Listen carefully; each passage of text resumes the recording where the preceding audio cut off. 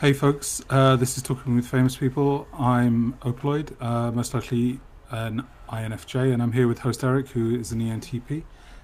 Today, we'd like to continue the conversation about INFPs and specifically focusing on careers.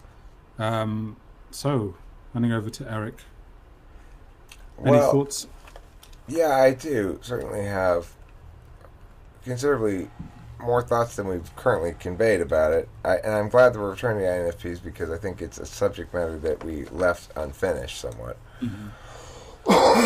I would hazard a guess that most INFPs end up having to work in some capacity or another, although I would suggest that perhaps a fair number of the hotter women maybe don't have to if they get the right marriage or something. But Mm-hmm.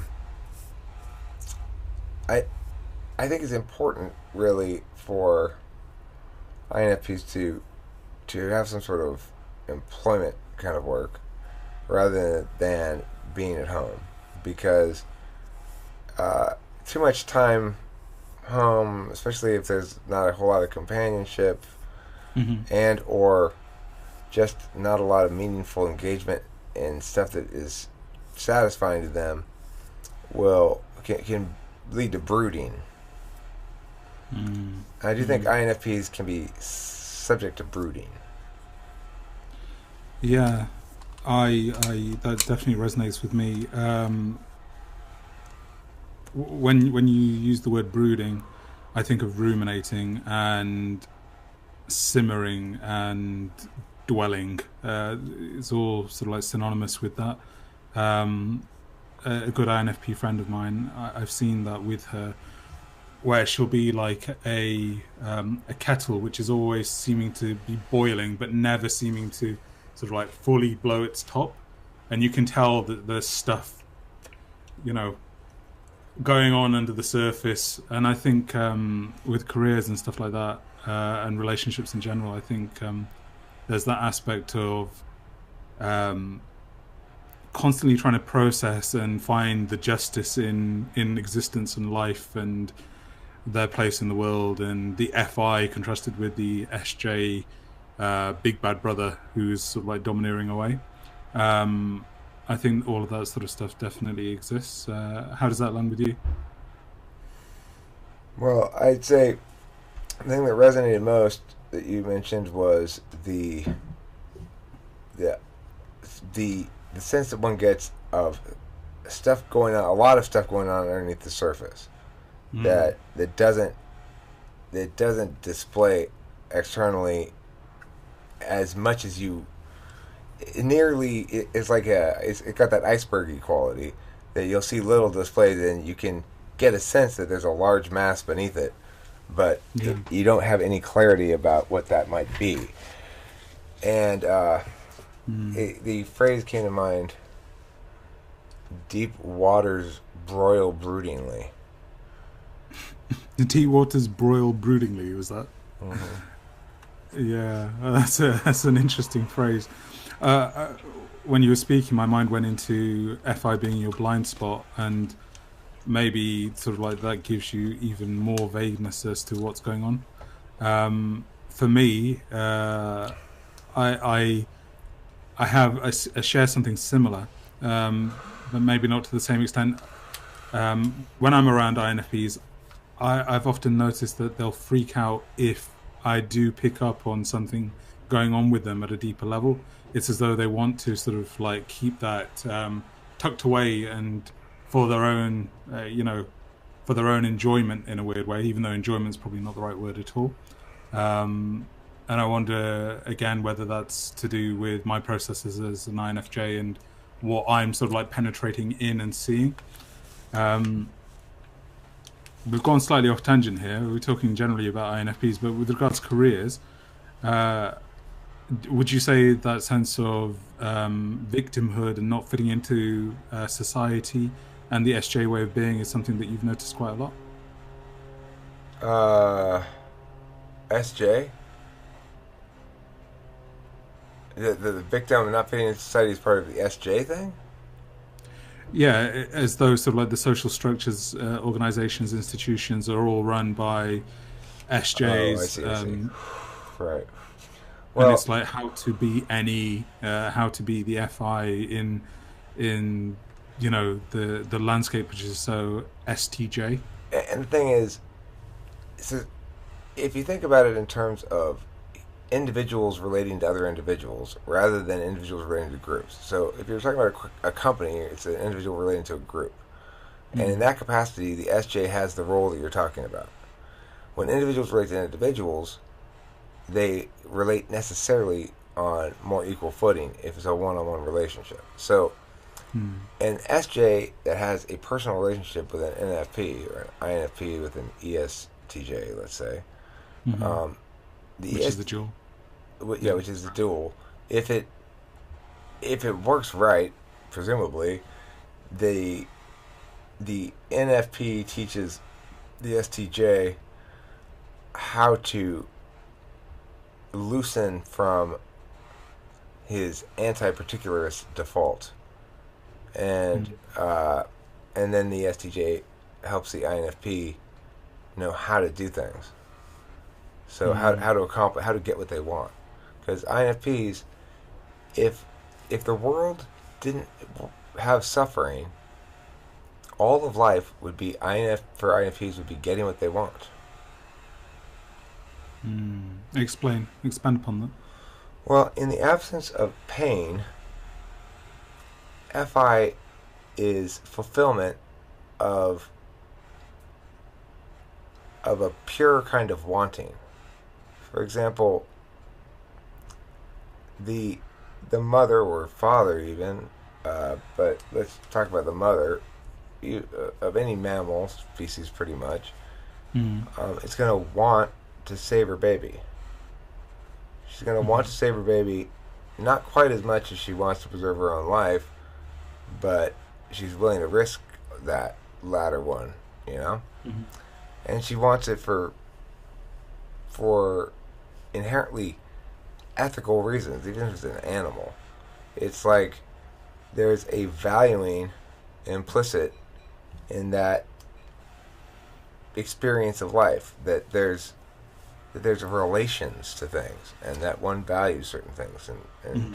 and so as a consequence, in a personal relationship between the two, there's a balancing effect. But in a professional relationship, the INFP is likely to find the STJ approach constricting, overbearing, and not even unfair. So they don't really. The main reactivity from INFPs, I think, is not against unfairness. It's against suffering. Mm.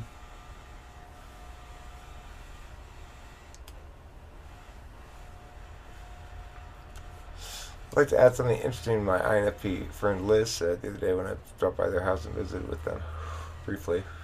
Hmm. Uh, she said that she didn't like work. She didn't want to work anymore. She didn't have to work anymore because Corey's bringing lots of money in.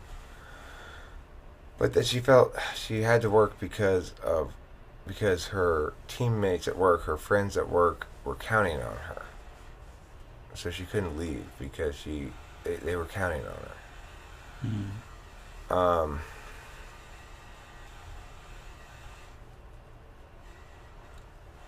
I mean, I can see myself making this kind of a choice, right? Like saying, no, I'm not going to take more money to go to that place because I like the people here. They've treated me well. They're good and honest people. They've tried to compensate me appropriately. Blah blah blah blah.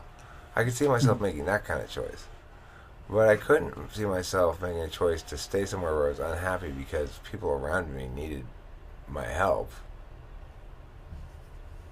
I just couldn't even conceive of it. Like, Mm. well, I'm sure you do need my help, and I need my help getting the fuck out of here. So that relates to the whole suffering notion. So, see, when you were talking about that, I was trying to fit that notion of suffering together with SJ structures and stuff like that. And where my mind went to was firstly, do you think what actually propels INFPs into the world and into actually motivating them to do stuff is the suffering which is innate in the world? That was one thing. So will a INFP actually go and work in an SJ environment purely based upon trying to resolve some form of suffering that's out there in the world? That's the first thing. The second thing is I was tying it to the suffering inherent to an INFP. From my experiences of various different INFPs, it's as though there's a sense that they've been maltreated by the world, the way that the world works, and there's a sense of needing to rectify that wrong, rectify that suffering, and bring some healing to themselves and to others predicated upon that. I mean, how does that land with you? And have I got the right end of the stick as to what you were saying before? Well, I mean, foremost, I don't think that's what drives them into the world or the workplace. I think what mostly drives them into the workplace is SI concerns. So they've got pretty good SI. You know, they're pretty appropriately fretful about keeping track of their finances and their meow and their meow and their meow. Okay, so on that ground, I think that's what's really driving them. It's that third slot SI. That's what makes them go out in the world and work, is because they feel they need to maintain. I mean, well, they have to support themselves in some way, and they feel they need to maintain some sort of holistic self. They want to maintain a home that's comfortable to them, and a place where they feel like they belong. So, I think they may enter into the workforce in multiple different ways. If they end up sort of entering a occupation that they love because of naturally occurring phenomena that doesn't constrict them very much, and that gives them opportunities to provide what they provide and be rewarded for it, then I think they thrive. But the thing is, if they're compelled to go into work, which they don't choose for genuine self-wanting, like FI reasons, but they choose for SI reasons, and the SI and the FI continue to conflict over time, then they turn to other FI considerations, right? Because it's their tool function. So, like for Liz, her own FI about the job conflicts with her SI. But what's the tiebreaker? Well, it's her FI about the people at work. So I'm glad that you expanded, because I was about to correct you and say that, yeah, I think INFPs are aware of SI needs, so bills being paid and all that sort of stuff. But linking back to your framework, your cognitive model framework about SI being the absolute value, whereas FI being the implicit, I think that if the FI aspect is lacking, no matter how much there's the strong SI need, i.e. to have a living and everything like that, it's always going to fall down, because that FI needs to be met at a deeper aspect than the SI can or will. Okay, so I agree with you, and I would say then that jobs that would be excluded would be jobs that don't involve dealing with other people at all. Because because you can have FI about non-people. Certainly you can about pets and stuff. I mean, maybe an INFP would be fine as a veterinarian or something. It could be animals, maybe, but you couldn't be like in a factory with boxes around all the time, but you're alone in a cubicle all day long. I mean, I think nobody could deal with that, really, but I couldn't deal with that for sure. I think the thing that happens is wherever the INFP is placed, if the people around her or him are decent people and they're around them for a long enough period of time, they'll grow very attached. And I think that's a fairly universal phenomenon. The more time one spends with a person, the more one values that person. It's just that for INFPs, the moment there's no severance. It's like at the end, when they leave and that person, they're no longer spending time with that person, it doesn't stop their FI from continuing on in the absence of that person. Yeah, that's interesting, because where my mind was going, and it's going to sound like a bit of a strange abstraction, but trust with me as I just relay this. As you were talking, and as I was thinking about INFP careers, workplace, etc., relationships, what was happening in my mind was an image of a flipping between the FI and the SI. So an interplay and a constant sort of like feeding into one another. So the FI feeding into the SI feeding into the FI, and back again. And it's as though the more times this happens, the stronger the attachment builds within the INFP. And just give me 1 second. And also, perhaps, even if the job becomes lacking in some capacity, and this ties to what you've described with your friend, even if the job becomes lacking, the SI aspect of it sort of compensates in a strange way for the FI, because in one of the videos that we did before, we talked about the SI stone, or you mentioned the stone, I mentioned the roots. And it's as though there's that compensatory aspect where even if this need isn't being fully met, at least this other secondary need is being met, and that's sufficient. Well, additionally, SI is always self-reinforcing because it favors familiarity. So, the more you're there, even if you don't like it, it becomes more familiar, and at least it's predictable. Now, of course, what's interesting is that the INFP uses unpredictability as their tool function. Or basically, they use ideational stuff. So, they've got this absolute value that seeks to know the self in a way that would permit one to predict, right? To know, to be able to, yeah. And then it's about what specifically? Well, it's about being able to predict their dominant function, how it expresses, and their dominant function or their nature is FI. So, they're trying to predict something that's not. I mean, I guess it is predictable for them, but then anyway, the thing is, knowing, even then though, knowing, like they go, okay, I can look forward to the future, I can see I'm going to feel even worse about this 6 months from now. Their NE prevents them from doing anything about it, because they go, well, but there's some possibilities, maybe, let me think about possible ways, let me think possibilities, let me ideate creatively about this. That's not going to be conducive to pulling the trigger. That's why they've got 7 slot SE. I mean, it's 7 slot SE. Yeah.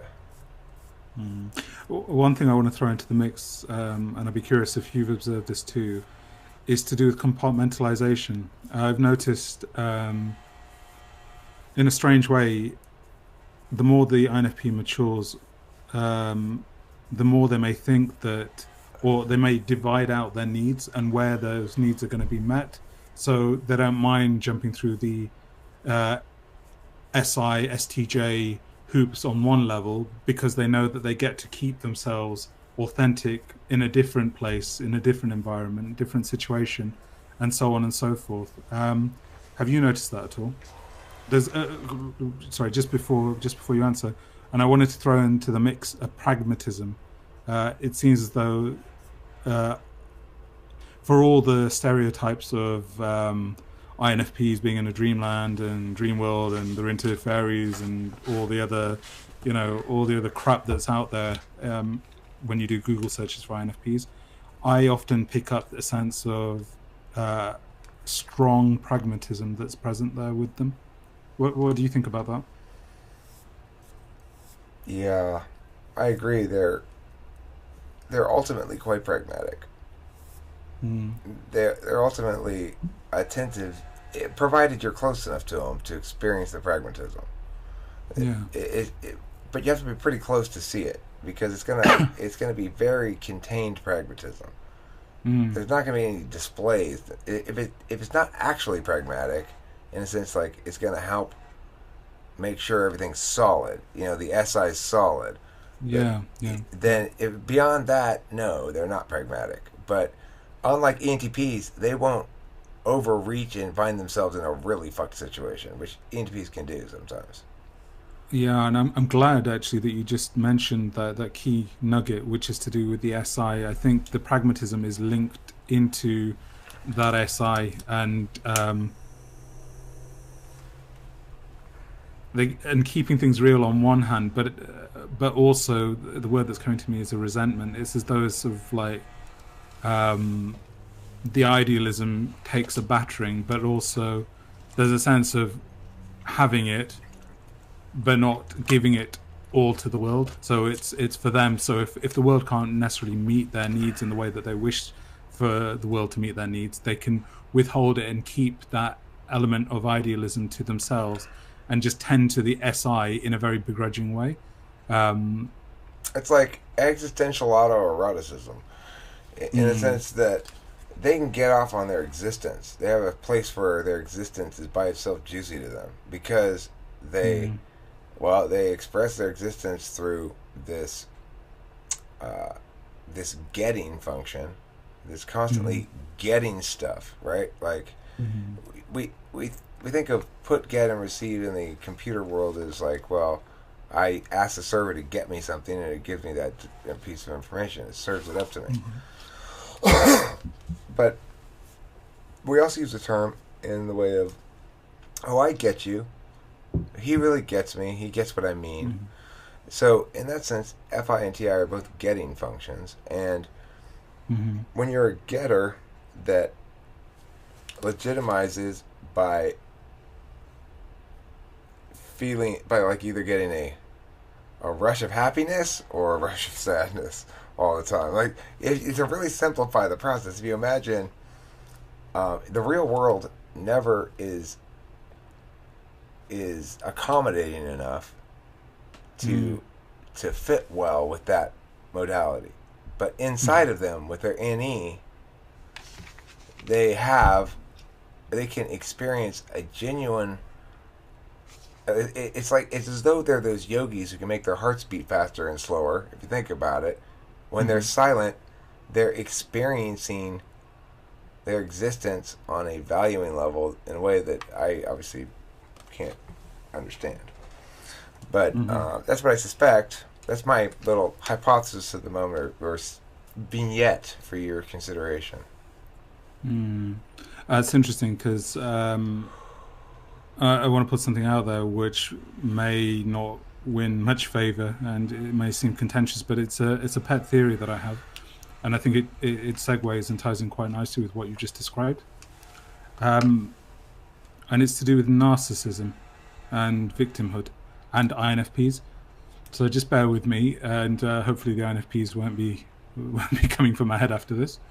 But when you often think of narcissism, you think of it with regards to ego inflation. You think of it in terms of if this is what is, you think of narcissism as being above what is actually who you are or what you are capable of.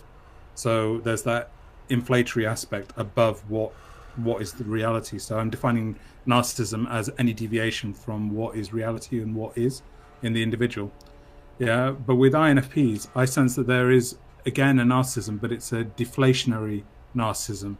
So it's seeing the self, so the INFP seeing themselves away from what they are actually capable of, what who they actually are, and what is in reality, but on the other pole. So instead of it being like a overinflation, it's a deflation, and with that is a sense of victimhood. And again, a lot of this is predicated upon upbringing, being attuned to being rewarded for being who you are, and everything like that. But with this, and with the INFP sort of like seeing themselves below the threshold, or sort of like not fully competent or able to sort of like actualize in the world because they think their TE is in the fourth, and so on and so forth, and they might not have been attuned to or had the correct upbringing, etc., etc. I often feel like I want to shake INFPs and say, "Hey, you can do the shit that you want to do," but I sense that there's an attachment to being lesser, and it's as though sort of like the mindset for their place in the world is, uh, Delilah's on her way over. Uh-huh. Your daughter, Delilah? "Hey Kim, Let me turn the speakers on. Uh, Go ahead. yeah." So I was saying, oh, it's echoing. Okay, well, I'll mute while you're talking. Okay, so yeah, I get the sense that there's a self-defining of the INFP as lacking in some respect. And it's as though if they step out of that, if they're successful in the world, it's as though there's going to be a sense of loss of how they actually identify themselves to be. Because if suddenly they do well, it's like, oh, the stuff that they're using to actually build themselves up as lacking, or that they identify with to a certain extent, is then placed in jeopardy. Does that make sense? Yeah, and it would seem to me consistent with the idea that they have ignoring FE. They're ignoring what other people think about them. The easiest way to do that is to self-deprecate. I don't have to listen to your praise and deal with it head on, which is uncomfortable. Yeah, I understand it's uncomfortable. It's uncomfortable for third slot FE, and but it may not be uncomfortable for them. I think it's just they just are never going to quite grasp it in a way that's meaningful because it's their ignoring function. In the same way that I might use NI well in various circumstances, I can't be me and also spend much time in NI.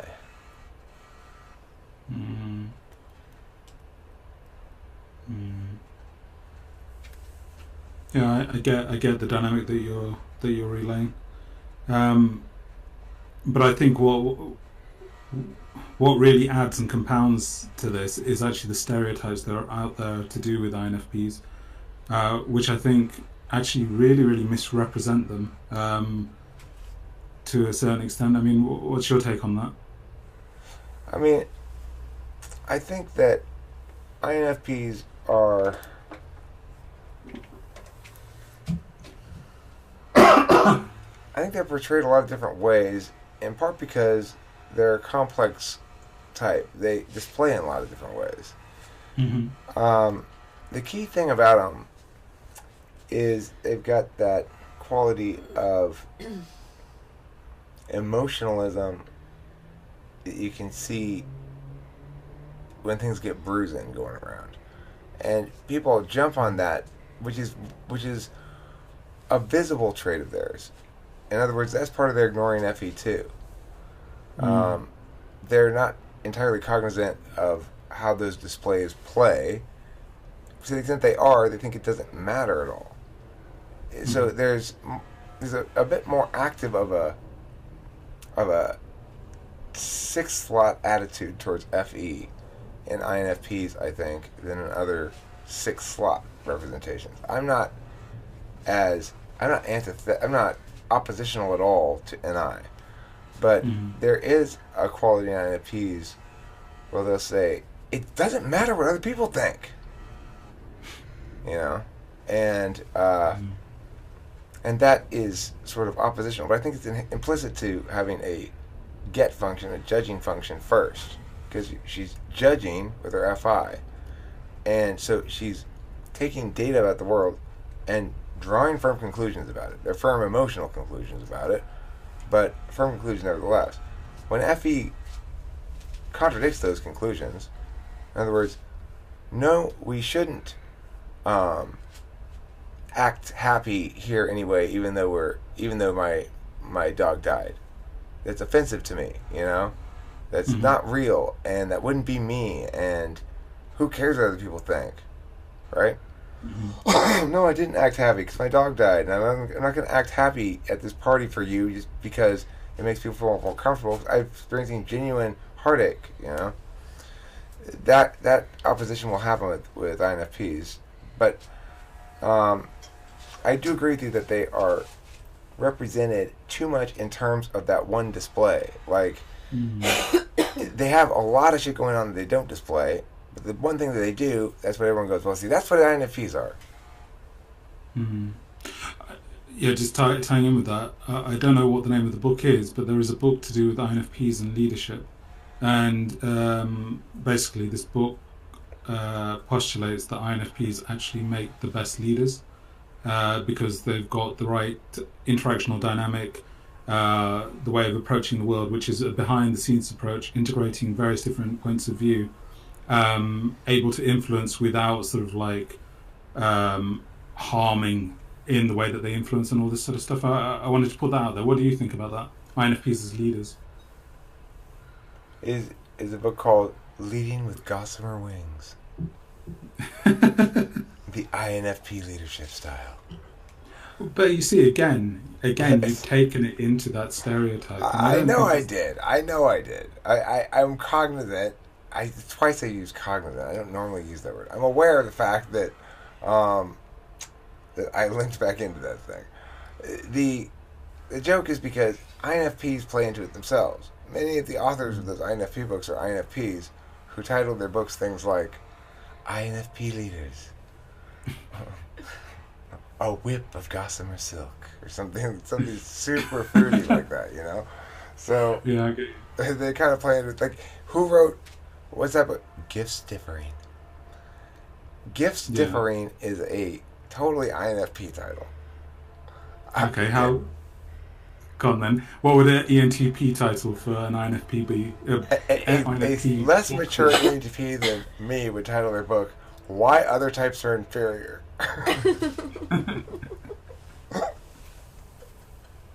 And specifically about INFPs, what would you write the title as? I made it, I think I titled the title of the video I made one time called "Nurture's Fragile Ward." INFPs nurtures fragile ward. Yeah, but that sounds like you just embraced your inner INFP in order to title it. Eric as he is now, how would you title it? I thought it was a funny title. I liked it. It felt very title-y, you know? But okay, if I were going to title a book about INFPs now, I would say...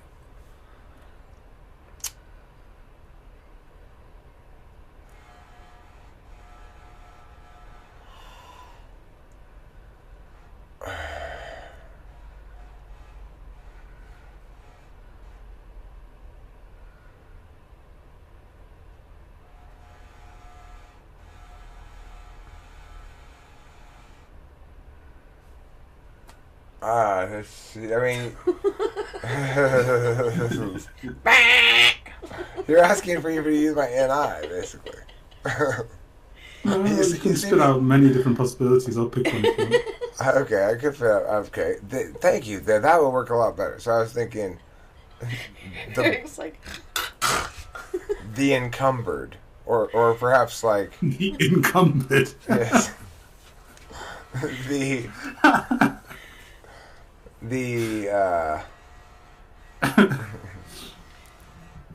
spirit goo. Spirit goo. What about nature's cushioned well? Yes, nature's cushioned well would be fine. Or call you have to have a title that mixes in two contradiction things, like, you know, like the froth and mass or something. Yeah, no, I get you. Frothy mass. I'm trying to think what comes to my mind. Or creamy creamery.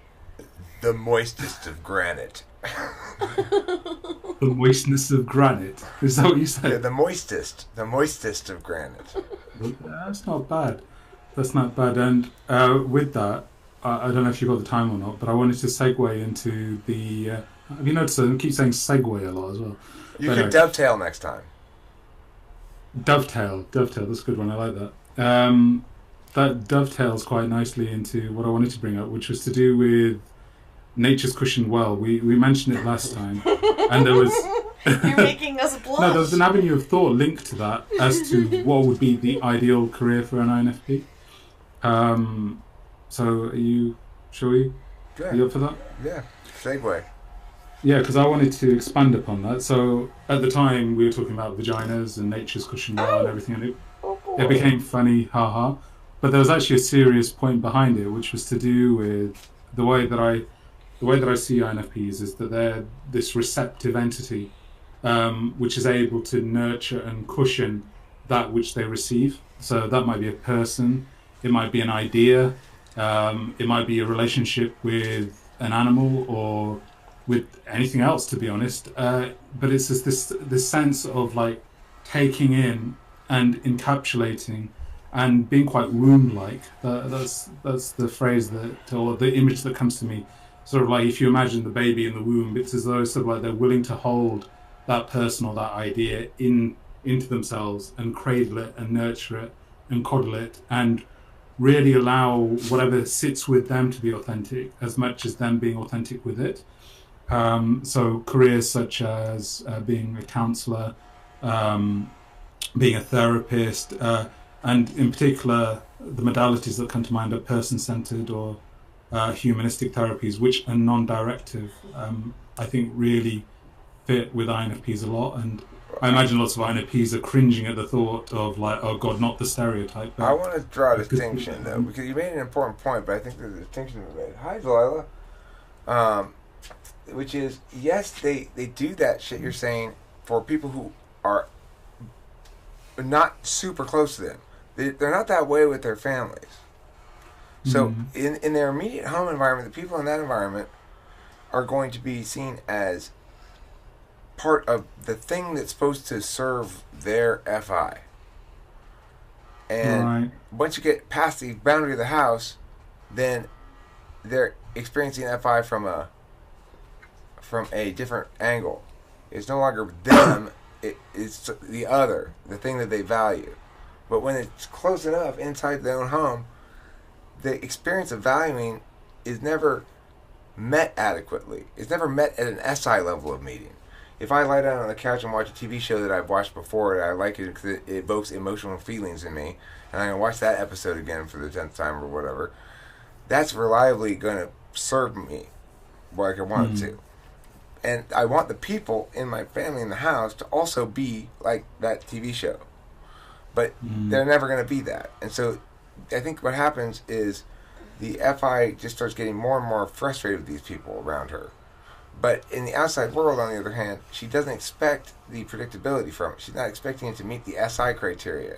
She's expecting her own FI interactions with people to be converted later on to SI, not to already be part of the SI. Yeah, well, that's, you see, because in what you just described, I think you I don't know if you directly contradicted yourself, but you tied into the argument that I was going to have with you, which is, I would disagree. I think sort of like the INFP actually operates in the same way with those actually close to them as opposed to those which are far away. And more likely, the gradient is that they'll operate more authentically and give more to those who are closer to them. That's one thing. But with regards to the expectation of what they'll get in return, I think that's a different point which you've conflated and put together with that initial gradient. I think they may have the expectation of wishing for more in return from those who are close to them, because surely those who are close to them understand what they actually really truly need. And so there might be more angst or resentment if that's not actually received. But do you understand the distinction I'm making? Yes, and to clarify, I guess I should say that a big part of it may be they feel disappointed a lot or feel a lot of sadness or something associated with the problems of the immediate family members. So, you know, if your kid does too many drugs, you're going to experience that emotionally in a way that Kim and I probably wouldn't experience it emotionally like that. I mean, because of our types. No, I know. Yeah, okay. I burped. Oh, I thought you made a... No, I burped. So, anyway, Delilah's here and Kim's here, and they're giving me little signals of we're impatient to talk to you. I'm just cold. And okay, so I'm gonna have to wrap this up here pretty quick. But Delilah, this is Opaloid. This is my daughter. How you doing? Nice to meet you. I think I met you before, but it was just on the voice chat. You guys use voice chatting. I don't think there was any video. Do you remember? Yeah. Maybe. It was a couple weeks ago. Yeah. Oh, okay. Yeah, I remember meeting you about a week and a half, something like that. There's just one quick point I want to just put out there before the video ends, and that is just I made the suggestion in the comments to an INFP, and it was to do with writing. I would, apart from the stereotypical be a counsellor and all that sort of stuff and do art and everything, writing and autobiographical, semi-autobiographical fiction or non-fiction, I think fits INFPs really particularly well because of their FI and their SI. And the experiences that INFPs have relayed to me when it comes to writing is that one, it might come in spurts, what they output, and two, it might be very, very painful at times as well as they tap into that FI and the SI. But overall, in the long term, they actually find it incredibly rewarding. So I want to just throw that idea out there just as a quick one. And I'm going to throw out a quick idea too. It just came to me. I actually think it's quite legitimate. Train conductor or train ticket taker. Maybe. So if that's still a job, I don't know if it's still a job. But the reason being, it's a lot of easy TE that they're going to feel like a certain amount of satisfaction for taking care of it, and it's not going to strain them too much. When they do seek other person help with the TE, well, they have a supervisor or someone to tell them, right? And they get to interact with people and see them in happy moments where they're traveling on vacation, going someplace or whatever. And they get to experience some difficult times with some angry customers. It's true. Disneyland ticket collector. Disneyland tram driver. Or ticket taker. Ticket taker that's staying in one place too long. See, a train conductor, they got more stuff to do. They got to shovel some coal into the train thing. They got to pull the whistle, choo-choo. They got to collect the mail bag out the window. And, what is it? Go for it. Delilah, say, go to Patreon, go to the store. Go to our Patreon, go to the store.